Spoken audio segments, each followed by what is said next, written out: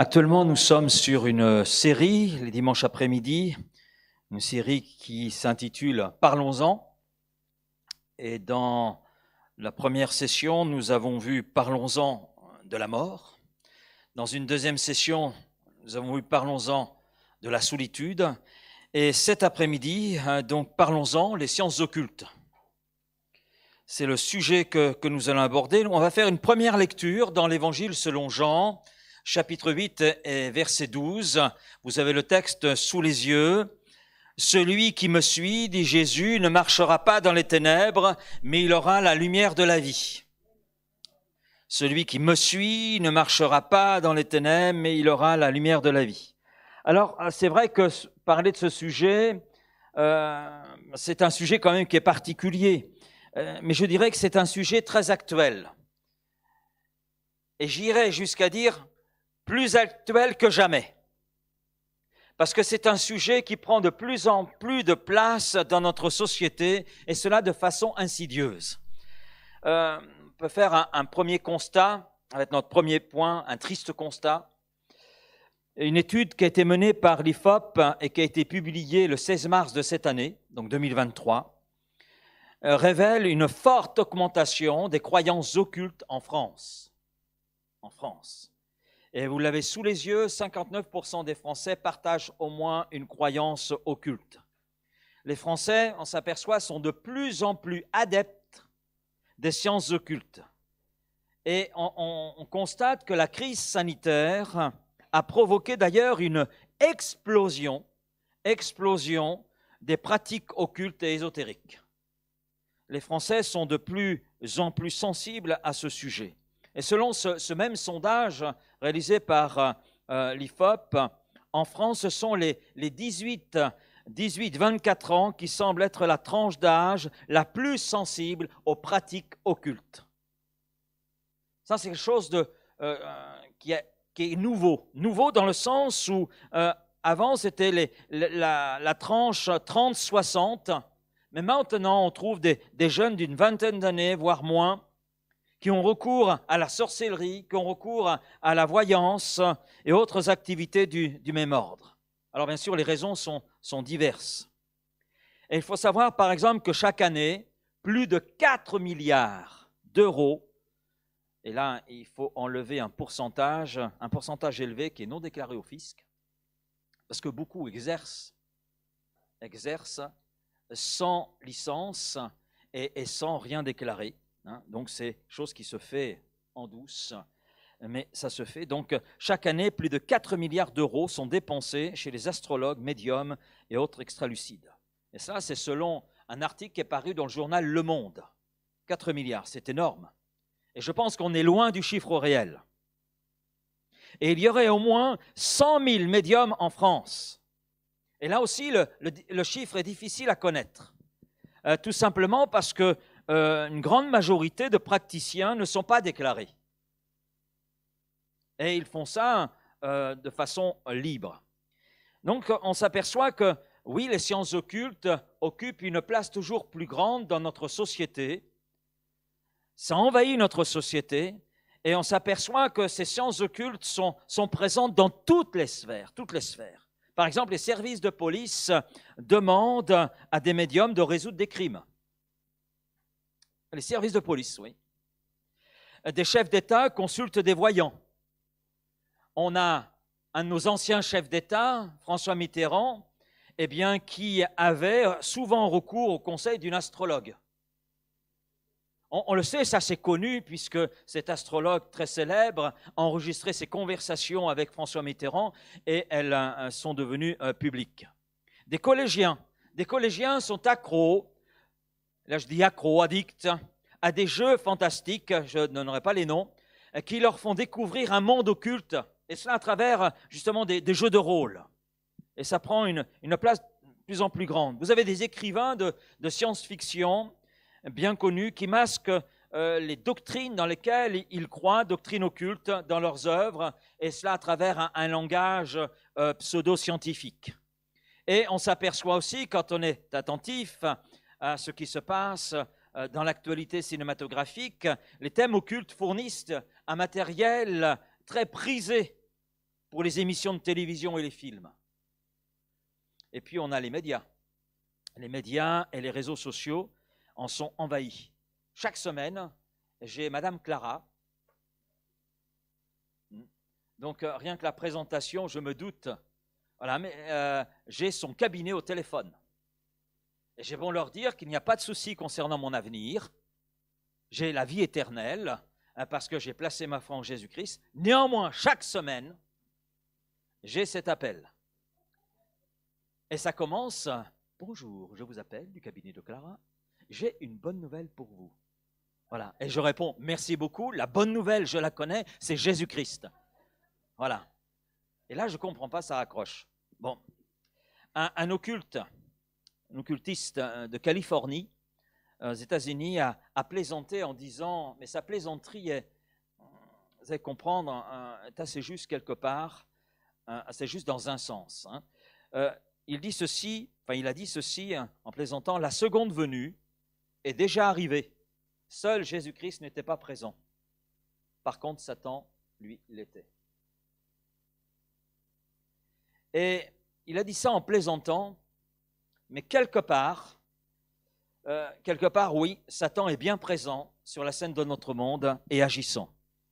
Il n'y a jamais eu d'époque comme aujourd'hui et l'activité occulte a été autant répandue et est devenue plus insidieuse que ça ne pouvait l'être dans le passé.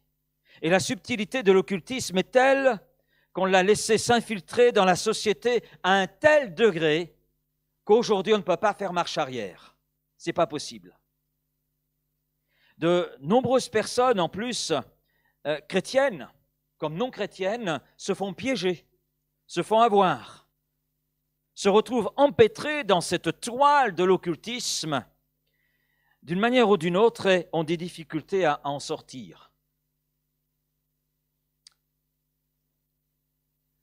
Très peu de personnes qui ont touché ou qui touchent aux choses occultes, que ce soit sciemment ou inconsciemment, se rendent compte de ce qu'il y a derrière.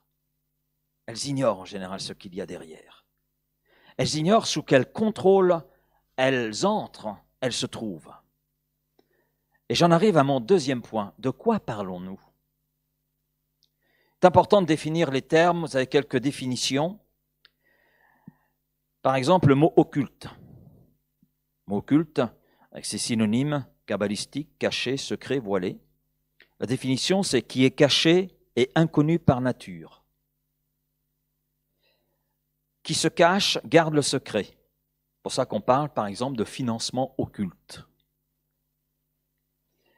Qui est caché, qui est inconnu par nature. Dictionnaire Le Petit Robert ajoute puissance occulte.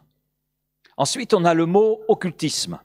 Le mot occultisme, la définition, c'est croyance aux sciences occultes, ensemble des sciences occultes et des pratiques qui s'y rattachent, avec les synonymes ésotérisme, spiritisme.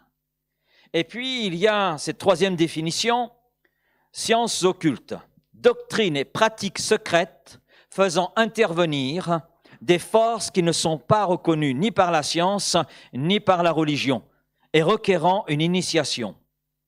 Et là, on parle d'alchimie, astrologie, cartomancie, chiromancie, etc. Et on s'aperçoit que les sciences dites occultes englobent de nombreuses autres activités que celles que vous avez sous les yeux et que j'ai citées. Ça va beaucoup plus loin. Et on s'aperçoit que beaucoup de gens acceptent les choses par ignorance, prennent les choses aussi comme un divertissement ou une expérimentation inoffensive. Expérimenter le surnaturel. Mais il n'y a rien d'inoffensif derrière les puissances occultes.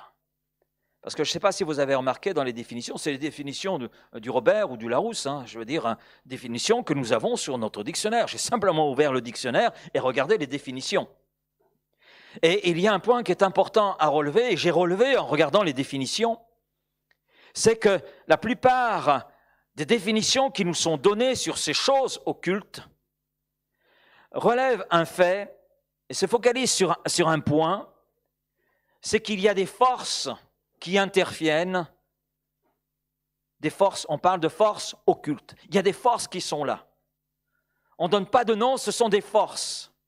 On ne donne pas de nom parce que nombre de gens ignorent ce qu'il y a réellement derrière cela, qui se cache derrière cela. On en arrive à une troisième question. Qui sont ceux qui entrent dans les choses occultes? Quels sont ceux qui se lancent dans cette voie? Vous avez les curieux. Les curieux, oui. Pour beaucoup de gens, ça commence par curiosité. Curiosité. Les curieux qui pensent qu'il ne s'agit là que d'un jeu excitant et inoffensif. Et puis il y a un certain mystère.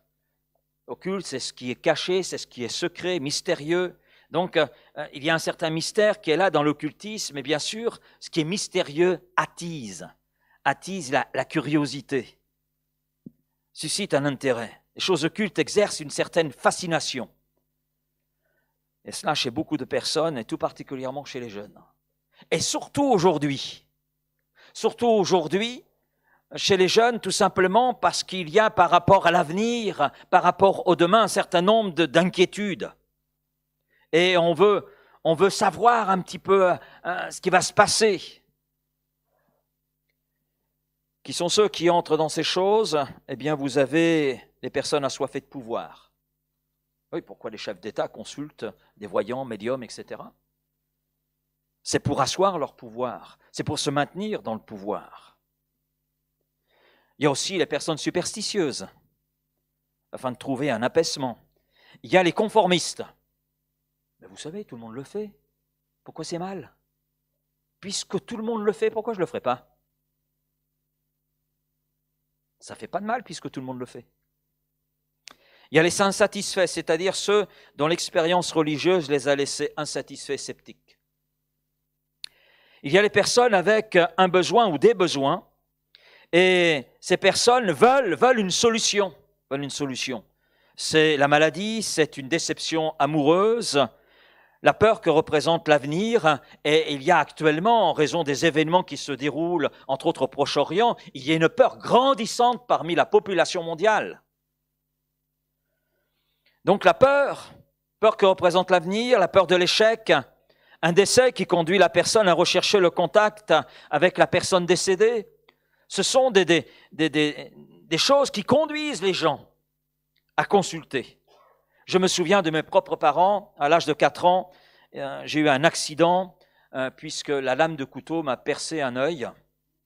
Et donc mes parents ont eu tellement peur et ils sont allés consulter une dame pour savoir quel allait être mon avenir par rapport justement à cet œil. Est-ce que j'allais conserver mon œil? Est-ce que j'allais le perdre? Etc., etc. Et ils avaient envie d'être rassurés. Il y avait une inquiétude qui était là. Et ils y sont allés espérant trouver une réponse. Alors ils ont eu une réponse. Réponse qui leur a été donnée. Et la réponse est avérée exacte. J'ai conservé mon œil. Il est toujours là. Mais je ne vois que d'un œil. Mais ils avaient besoin à ce moment-là d'être rassurés. Il y a un besoin. Mais j'ai été étonné parce qu'ils ont eu besoin d'y retourner. Et ils ont besoin d'y retourner encore. Et je me suis posé la question, mais pourquoi? Et j'étais enfant. Et je me souviens de cette personne. Mais je me souviens aussi les conditions de sa mort. Quand quelqu'un allait la voir, elle se renfermait pendant plusieurs jours parce qu'il y avait des souffrances terribles qui apparaissaient sur son corps. Et elle est morte dans des souffrances terribles. Et c'est quelque chose qui, dans mon enfance, m'ont marqué et m'ont interrogé.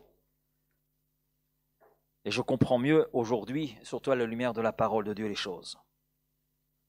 L'occulte, ça débute souvent par une démarche anodine, qui au fil du temps devient addictive. Il y a une forme d'addiction qui se crée. Et ça conduit la personne dans un enfermement. Alors j'en arrive finalement à dire que entrer dans cette voie, c'est entrer dans une confiance mortelle. Parce que les choses occultes détournent l'individu de Jésus-Christ et de l'Évangile, mais place la personne sous le contrôle de puissances occultes, dont la personne ne connaît pas le nom, ne sait pas qui agit derrière. Mais nous le savons, parce qu'à la lumière de l'Écriture, nous savons que c'est Satan qui est le chef des puissances des ténèbres. Et 1 Pierre 5,8 nous dit que Satan rôde comme un lion rugissant, cherchant des gens à dévorer, des gens entraînés dans son esclavage, sous son autorité. Et à travers l'occulte, c'est ce qu'il fait. À travers ces choses occultes, à travers ces sciences, ces dites sciences occultes, il conduit les gens dans un enfermement, dans un esclavage. Et en raison de la nature curieuse de l'homme, Satan et ses forces peuvent souvent inciter les gens à s'impliquer dans des activités occultes apparemment inoffensives, dont la plupart, plongent dans le surnaturel. Cependant, je dirais ceci, en manipulant l'appétit des gens pour le surnaturel, ils cherchent à les capturer par cette tromperie, à les asservir à des degrés différents, qu'ils en prennent conscience ou non. Vous savez, bien souvent, ceux qui pratiquent, ainsi que ceux qui consultent, ne sont pas conscients du but ultime de Satan. Déjà, ils ne sont pas conscients, ou ils ne veulent pas prendre conscience que c'est Satan qui est derrière. Mais ils ne sont pas conscients du but ultime. Quel but a Satan? C'est de répondre à certains désirs humains pour mieux les assujettir, en faire des esclaves, les influencer, pour les empêcher de découvrir en Jésus-Christ la guérison du corps, la paix de l'âme, la paix du cœur, à découvrir en Jésus-Christ le salut. Alors, on en arrive à que dit la Bible? Que dit la Bible sur le sujet? La Bible est inspirée de Dieu, elle nous parle pas simplement de Dieu, mais la Bible, c'est Dieu nous parlant lui-même, s'adressant à nous. Et la parole de Dieu, c'est la vérité. Dieu n'est pas un homme pour mentir. Il est le Dieu de la vérité. Et dans sa parole, il nous dit la vérité. Et je dirais que la Bible, c'est donc une autorité divine et elle a son mot à dire sur ce sujet sur lequel nous nous arrêtons cet après-midi. La Bible reconnaît qu'il y a des pouvoirs surnaturels qui ne proviennent pas de Dieu. Dieu nous le dit lui-même. Nous n'avons pas à combattre contre la chair et le sang, mais contre les dominations qui sont là dans les lieux célestes et qui agissent. Donc, dans la parole de Dieu, nous voyons cette reconnaissance des pouvoirs surnaturels. Mais la Bible interdit strictement d'y avoir recours. Parce que Dieu sait quelle est l'origine de ces forces, de ces autorités qui agissent. Il connaît qui est derrière. Il sait que c'est Satan, le diable, l'ennemi de Dieu, l'ennemi des hommes. Et d'ailleurs, Dieu s'exprime sur le sujet très clairement. Dans Deutéronome, vous avez la référence à Deutéronome 18, mais je m'arrêterai simplement sur les versets 10 à 14. On ne devra trouver parmi vous aucun des personnages suivants. Quelqu'un qui brûle son fils ou sa fille en sacrifice, qui pratique la magie, qui interroge des charlatans, qui lit dans le ciel, qui devine l'avenir, qui pratique la sorcellerie, qui envoûte les gens, qui jette des sorts, ou qui, d'une manière ou d'une autre, consulte les morts. Ceux qui font cela, le Seigneur votre Dieu les a en horreur. C'est pourquoi, à votre arrivée, il chassera les habitants de ce pays. Mais vous, attachez-vous de tout votre cœur au Seigneur votre Dieu. Les peuples que vous allez chasser écoutent les charlatans et ceux qui lisent dans le ciel. Le Seigneur votre Dieu ne veut pas de cela pour vous. Alors, c'est Dieu qui s'adresse à son peuple, qui va entrer dans la terre promise, entrer en Canaan. Dieu s'adresse à son peuple et il y a des choses qu'il interdit à son peuple. Parce que Dieu pense à la santé physique, à la santé morale, à la santé spirituelle de son peuple. Voilà, je vous donne ce territoire, mais il y a des choses que j'ai en horreur. Voici ces choses. D'autres traductions disent des choses que j'ai en abomination, que je ne supporte pas. Et Dieu présente les choses à son peuple. Il le dit très clairement, ceux qui devinent l'avenir, ceux qui pratiquent la sorcellerie, tout ce que nous avons lu. Donc on voit que les sciences occultes sont une abomination, en horreur aux yeux de l'Éternel. Or, le passage de Deutéronome 18 n'est pas sur le sujet un texte isolé. J'aurais pu citer Lévitique 19, Lévitique chapitre 20, Exode 22, Acte 19, Apocalypse 21, verset 8. Et d'autres textes qui sont là nous montrant que sur ce sujet, Dieu est très clair, il est très direct. Dieu ne peut pas cautionner ceux qui pratiquent les sciences occultes comme ceux qui consultent ces choses. Dieu ne cautionne pas, c'est une abomination. Et la question est souvent, mais pourquoi Dieu est-il si sévère sur ce sujet? Souvent la question qui m'est renvoyée, pourquoi Dieu condamne-t-il ces pratiques? Pourquoi Dieu est-il si sévère sur le sujet? La première raison pour laquelle Dieu est si sévère, c'est qu'il sait quelle est la puissance qui est derrière ces choses. Si l'homme qui pratique ces choses occultes ne sait pas qui est derrière, Dieu le sait. Dieu le sait. Si nous ne connaissons pas le nom, Dieu connaît le nom. Et parmi tous ceux qui pratiquent les sciences occultes, combien peuvent donner le nom des forces occultes qui sont à l'œuvre? Seuls ceux qui ont vendu leur âme au diable le savent. Et ils en sont personnellement tourmentés. Dans ces choses-là, on parle de quoi? On parle de prières, des prières secrètes. On parle d'incantations. Il ne faut pas révéler le contenu, etc. Derrière les sciences occultes, il y a du mystérieux, il y a du secret. On l'a vu à travers les définitions que j'ai données, définitions de notre dictionnaire, chose de sacré, quelque chose de mystérieux.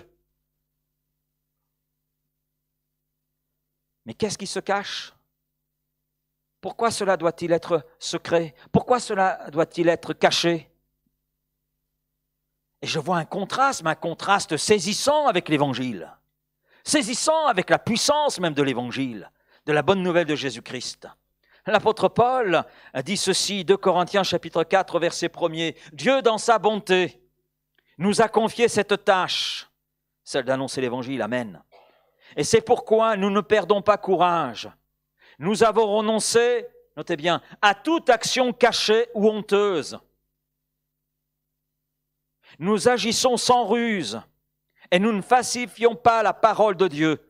Au contraire, nous faisons connaître clairement la vérité et nous nous rendons ainsi recommandables au jugement de tout être humain devant Dieu. Cependant, si la bonne nouvelle que nous annonçons paraît obscure, elle ne l'est pas pour ceux qui se perdent. Elle ne l'est, que pour ceux qui se perdent. Ils ne croient pas parce que Satan, notez bien, parce que Satan, le Dieu de ce monde, a aveuglé leur intelligence. Et ce Dieu les empêche de voir la lumière diffusée par la bonne nouvelle de la gloire du Christ, lequel est l'image même de Dieu.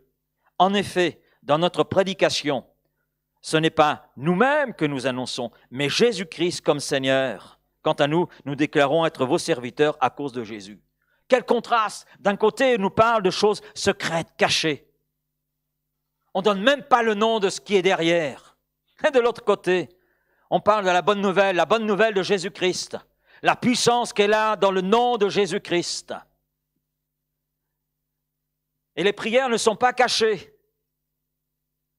Et comme dit Paul, mais on vous fait connaître les choses sans rien cacher. Parce que nous avons renoncé à toute action cachée ou honteuse. Nous agissons sans ruse, sans falsifier ce qui est écrit dans la parole de Dieu, sans falsifier la vérité, parce que la vérité à elle seule est suffisante pour toucher un cœur, une vie. Et la vérité est connaissable. La vérité, c'est Christ, c'est Jésus. Il n'y a rien de caché. Tout est là, à jour. Dans ce que Jésus a fait, il n'y a rien de caché. Il est mort sur la bas de la croix à cause du péché de l'humanité. Et dans cette œuvre publique, nous avons le salut pour nos âmes. Oui, pourquoi Dieu est-il si sévère à l'égard des choses occultes? Parce qu'il connaît qui est derrière. Derrière ce qui est caché aux yeux de beaucoup d'hommes et de femmes, Dieu sait qui est derrière.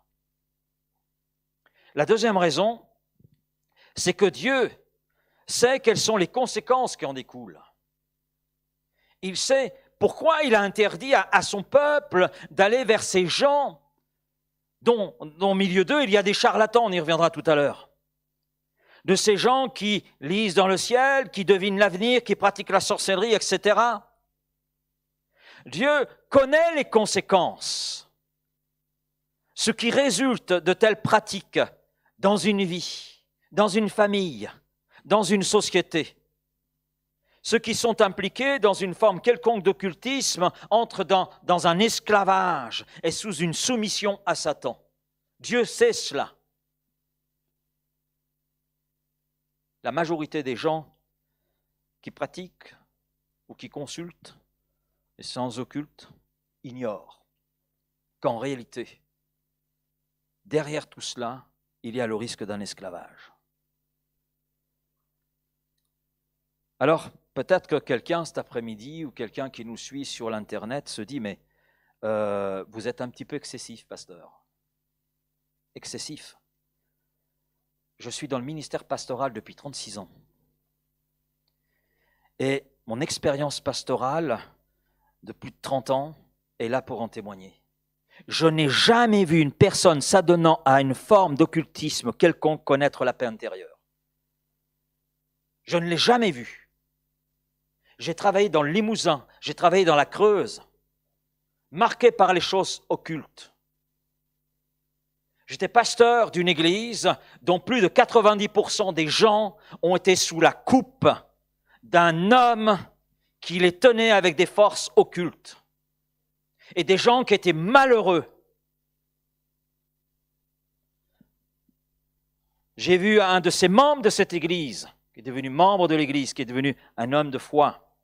Cet homme, parce qu'il a cherché des solutions avec sa famille sur des problèmes, s'est trouvé comme prisonnier, enfermé par ces forces occultes. Et il en était arrivé à sombrer dans la folie à un tel point qu'un jour, il était agriculteur et toutes ses vaches, la nuit, partaient. Et il ne comprenait pas, il a tout tenté. Et un soir, il a pris le fusil. Il s'est caché, et là, il a vu le cadenas tomber, la chaîne qu'il avait mis à portail se défaire toute seule, et il a vu les vaches sortir. Et il disait, Laurent, si ma femme était sortie à ce moment-là, je la tuais. J'étais dans un tel état de folie que si elle était sortie. Mais lorsque l'évangile a retenti dans cette famille, amen. Lorsque l'évangile a retenti dans cette famille, tout cela a cessé. Mais au départ, cet homme et sa famille ignoraient quel était le nom de ces puissances. Innocemment, ils sont allés considérer, il y avait besoin. Et là, ils se sont trouvés piégés. Et tellement piégés, eh bien, qu'ils n'arrivaient plus à s'en sortir. Jusqu'au jour où l'évangile a retenti dans cette famille. L'évangile s'est fait connaître, amen. Et l'évangile a tout changé. Donc je n'ai jamais vu une personne s'adonnant à une forme d'occultisme connaître la paix intérieure. Et dans la majorité des situations, au fil du temps, il y a une addiction qui s'installe. Et des signes qui apparaissent, comme la perte de sommeil, un changement dans le caractère, des peurs nocturnes, une insécurité qui s'installe. Ça, c'est mon constat de 36 ans de ministère pastoral. Je n'ai jamais vu une personne pratiquant l'occultisme ou consultant sciences occultes être heureuse. Venir me voir et me dire « j'ai une paix qui surpasse toute intelligence ». Parce que la paix qui surpasse toute intelligence, elle est dans ce qui est vrai, en celui qui est la vérité, Christ. Et souvent, l'argument qui est donné pour ceux qui pratiquent les sciences occultes, c'est « mais ça marche !» Mais pasteur, vous êtes vraiment excessif. Vous ne savez pas, ça marche. Mais je sais que ça marche.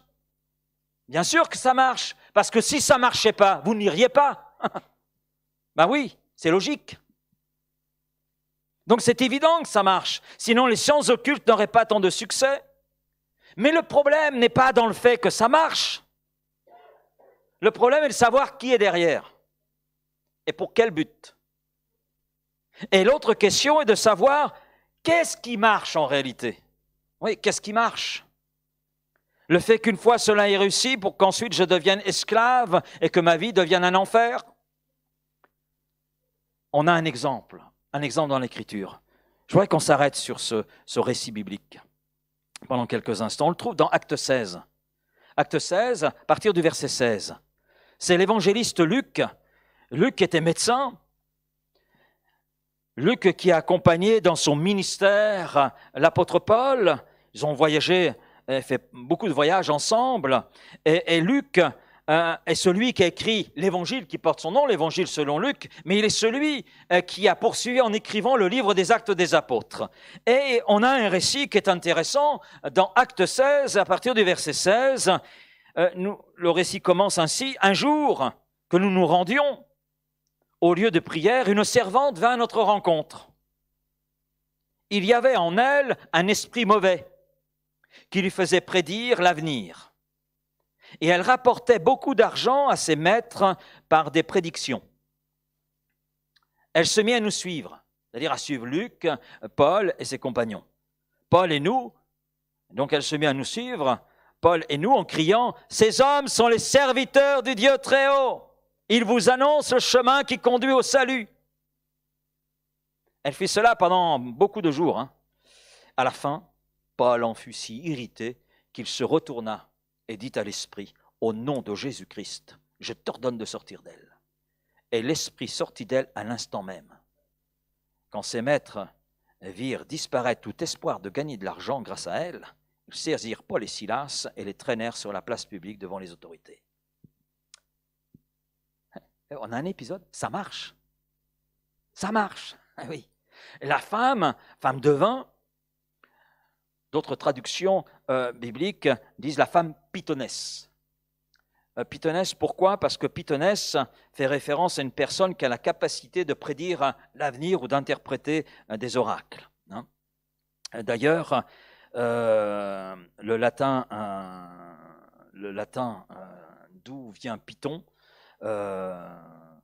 parle justement de cette capacité de deviner, qui a donné devin. Alors, cette femme, devin, disait la vérité au sujet de Paul et de ses compagnons. Elle disait la vérité, elle disait vrai.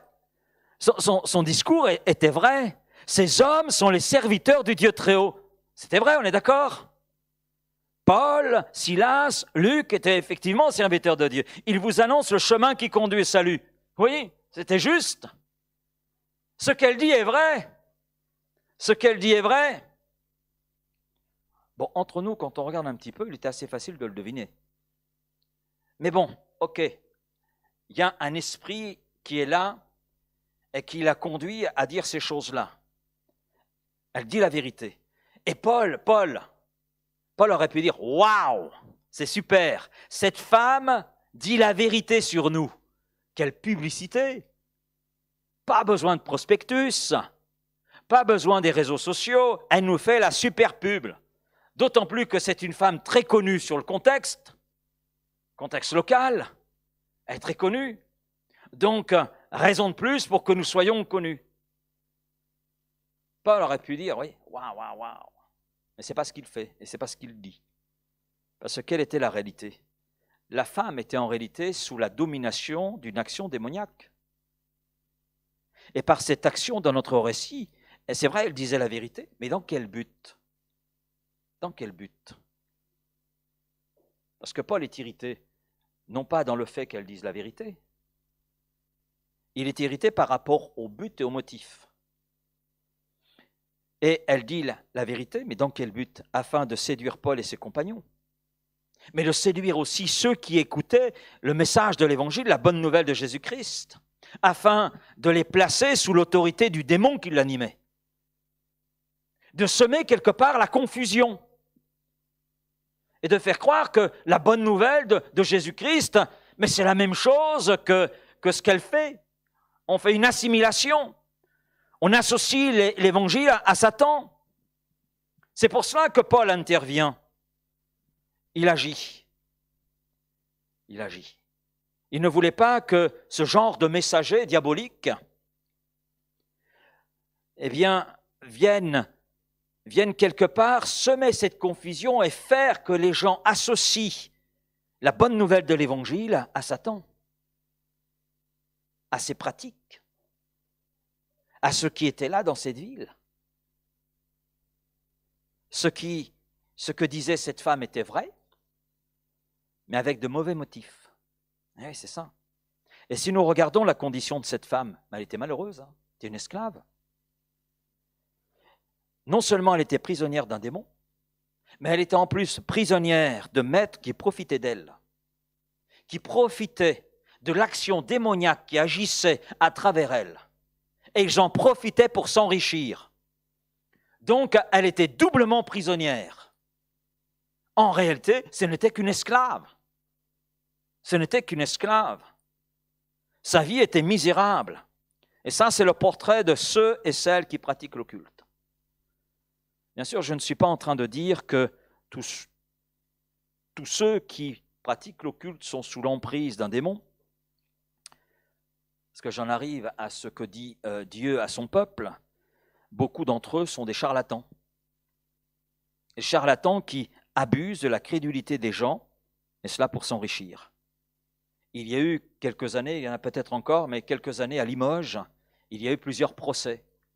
Deux soi-disant médiums ont estroqué un homme, ils lui ont estroqué 100 000 euros. 100 000 euros, il faut le faire. Hein. Ben oui, il venait de gagner au loto. Et ils lui ont dit, on va t'indiquer comment bien placer cet argent. Voilà. Et oui, il voyait ce que le gars n'a pas vu. Et en fait, il n'y a rien vu. Voilà. Donc, il était escroqué de 100 000 euros. Donc, c'est vrai, il y a des charlatans qui abusent comme cela de la crédulité des gens pour s'enrichir. Le charlatanisme. Mais même le charlatanisme, c'est dangereux. Parce que c'est une voie qui peut conduire à entrer sous l'autorité de l'adversaire, sous l'autorité de Satan. Rien n'est anodin. La troisième raison pour laquelle Dieu est si sévère et qu'il condamne les pratiques occultes, c'est qu'il nous aime. Il nous aime. Il ne veut pas notre malheur, il veut notre bonheur. Donc parce qu'il nous aime, il condamne ces pratiques occultes. Et il nous aime, pas simplement avec des mots, mais il a prouvé qu'il nous aimait. Et Paul dit ceci, Colossiens chapitre 2, verset 9, « Car en lui habite corporellement toute la plénitude de la divinité, et vous avez tout pleinement en Christ, qui est le chef de toute domination et de toute autorité. Vous avez tout pleinement en Christ. Ce que les gens recherchent dans la mauvaise direction, tout est là en Jésus. Tout est là. Il n'y a pas besoin de secret, il n'y a pas de mystère. Tout est là en Jésus. Tout est là, public, clair. La vérité se trouve là. Jésus a donné sa vie sur le bois de la croix pour notre salut, alors que nous étions dans le péché, alors que nous étions ennemis de Dieu. Et par la foi en Jésus, nous avons le pardon de nos péchés, la paix intérieure, une espérance pour cette vie et une espérance pour l'au-delà. Amen. Et nous y avons accès librement par la foi. Tout a été là accompli. Nous avons aussi accès à la guérison physique comme la guérison intérieure. Et Jésus-Christ nous invite à venir à lui, à déposer notre fardeau. Et alors que nous nous déchargeons sur lui, lui se charge de produire son action en nous. Amen. Et ce n'est pas une action cachée. Dans ce que Christ fait, il le fait parce que nous voulons qu'il le fasse. Et Jésus ne nous conduit pas dans le malheur. Quand on lit les évangiles, on voit le parcours de Jésus. Et on voit des hommes et des femmes qui sont venus à Jésus. On a 10 lépreux qui viennent voir Jésus, qui l'implorent. Jésus les guérit tous les 10. Il n'y en a qu'un qui revient pour dire merci. Mais les 10 ont bénéficié de son amour et de sa grâce. Nous avons accès à cette grâce, nous aussi. Et pas simplement pour les besoins de nos corps, mais aussi pour le besoin de notre âme. Et quel que soit le besoin qui est le nôtre. J'en arrive à une dernière question. Comment sortir de l'emprise de l'occultisme? Et cela, quelle qu'en soit la forme. Je dirais, premier point, il est important de réaliser que derrière les forces dites occultes, il y a Satan. Et ce n'est pas sans conséquence. Son action n'est pas sans conséquence sur notre présent, n'est pas sans conséquence sur notre avenir. Cette femme, sous l'emprise d'un démon, n'avait aucune espérance. Elle était totalement prisonnière, doublement prisonnière. Et cette femme était malheureuse. Malheureuse. Elle était exploitée, dans tous les sens du terme. Ouais, vraiment le cas de le dire. Et il est important que nous réalisions, si nous voulons sortir de l'emprise de l'occultisme, que la force qui agit derrière ces forces dites occultes, eh bien, c'est des forces sataniques. Deuxième point, il est important de réaliser que c'est une abomination aux yeux de Dieu. Quelque chose que Dieu a en horreur. Ce qui nécessite de notre part de venir à Dieu et de confesser notre péché. De confesser son péché, de s'en repentir. C'est-à-dire poser notre péché sans chercher à vouloir le reprendre. Si nous confessons nos péchés, dit l'apôtre Jean, eh bien Dieu est fidèle et juste pour nous pardonner et pour nous purifier de toute iniquité. Christ s'est chargé de notre péché, nous pouvons lui confesser notre péché. Nous pouvons lui confesser le fait que nous avons consulté des gens trafiquants dans le culte, ou que nous avons pratiqué le culte. On peut lui exposer les choses, s'en repentir, exprimer ce regret du cœur, et reconnaître que c'est une abomination devant lui. Troisième point, c'est abandonner toute pratique occulte et de détruire tout ce qui peut nous y relier. On a un texte qui est intéressant, je vais le lire, c'est Acte 19 à partir du verset 13. Quelques Juifs qui allaient d'un endroit à l'autre pour chasser les esprits mauvais, hors des malades, essayèrent aussi d'utiliser le nom de Jésus à cet effet. Alors ils disaient aux esprits mauvais, « Je vous ordonne de sortir au nom de ce Jésus que Paul prêche. » C'est ainsi qu'agissaient les 7 fils d'un grand prêtre juif nommé Séva. Mais un jour, l'esprit mauvais leur répondit, « Je connais Jésus et je sais qui est Paul, mais vous, qui êtes-vous » Et l'homme possédé de l'esprit mauvais se jeta sur eux et se montra plus fort que tous. Il les maltraita avec une telle violence qu'ils s'enfuirent de sa maison nus et couverts de blessures.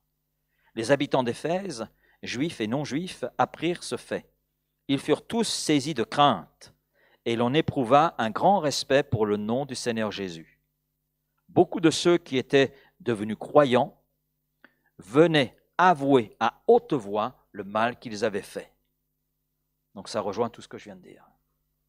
Et un grand nombre de ceux qui avaient pratiqué la magie, choses occultes, apportèrent leurs livres et les brûlèrent devant tout le monde.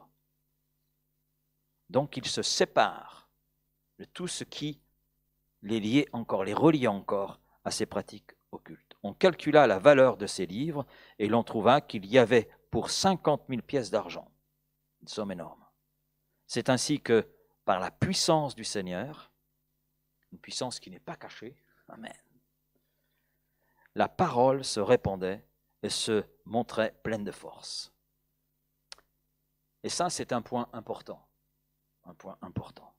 Des gens, quelquefois, abandonnent, pratiquent occulte, s'en repentent, et s'en repentent sincèrement, mais restent avec ce lien de ces choses qu'ils conservent chez eux. Ça reste avec un lien. Vous savez, c'est comme quelqu'un qui se drogue. Quelqu'un qui se drogue et qui va arrêter, il arrête, mais dans son tiroir, il conserve toujours une dose. Et ce qui va se passer, c'est que le jour où il va se trouver dans une faiblesse, avec une contrariété, qui va se trouver seul chez lui, cet ex-drogué, la première chose qu'il va faire, c'est ouvrir le tiroir. Alors, l'ouverture va être un peu saccadée parce qu'il va y avoir comme un combat. Mais il va finir par prendre la dose et la consommer. C'est la même chose avec les choses occultes. Il y a une addiction qui est là et qui est réelle. Et pour stopper tout cela, eh bien, il faut éliminer tout ce qui peut nous y relier. Tout ce qui peut nous y relier. Et puis, dans certaines situations, eh bien, il faut demander aussi de l'aide. Parfois, on n'y arrive pas seul. Et c'est là que l'on a besoin, la prière de l'Église, l'action de l'Église, d'être conduit, d'être guidé. D'un point qui est important, comme ces hommes, quand il est question, ont eu besoin d'être guidés par les apôtres. Et puis la quatrième chose, c'est marcher dans la confiance et l'obéissance à l'enseignement de la Bible, qui est la parole de Dieu. Amen. Tout ce dont nous avons besoin de connaître, tout est là dans la Bible. Tout est là écrit. Tout est là consigné.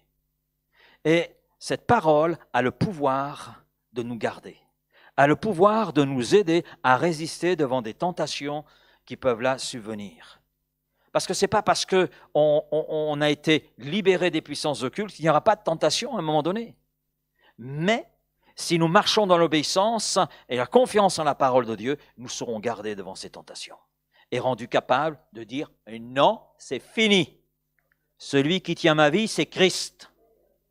C'est Christ, c'est à lui que je l'ai donné. » En conclusion, il n'y a rien d'inoffensif derrière toutes ces choses.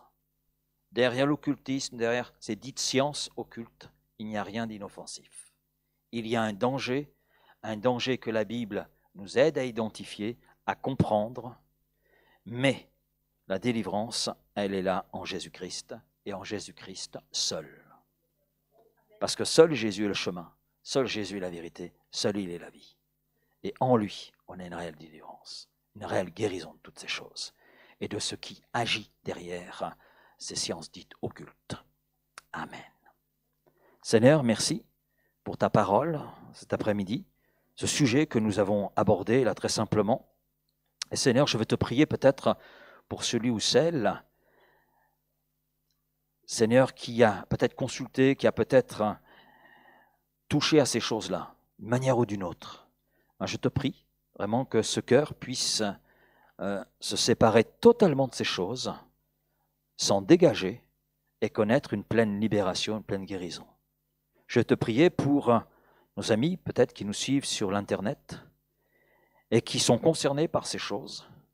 Je te prie, Père, de les aider à réaliser, prendre conscience de qui agit derrière ces choses occultes et quel est le but. Et de réaliser que si elles demeurent dans de telles pratiques, elles mettent en péril leur éternité. Alors Père, je te prie pour ces âmes, qu'elles prennent conscience de ces choses, qu'elles prennent conscience que c'est une abomination à tes yeux, mais qu'il y a en Jésus-Christ la délivrance. Et je te prie, Seigneur, peut-être qu'une personne puisse venir à toi, confesser son péché, s'en repentir, abandonner ses pratiques, abandonner ce qui peut-être la relie à ses pratiques et goûter à ta pleine délivrance et guérison. Merci Père de tout ce que tu veux accomplir, de tout ce que tu veux la réaliser, et cela dans le nom précieux de Jésus, oui, qui est la vérité, qui est l'unique médiateur entre Dieu et nous, les hommes, nous les pécheurs. Alors merci pour le tout est accompli par Jésus, merci pour le tout pleinement que nous avons en Jésus, tout ce que l'homme peut rechercher est là en toi. Alors merci, merci parce que tu le mets là à notre disposition, et cela par la foi. Alors merci Père. Amen.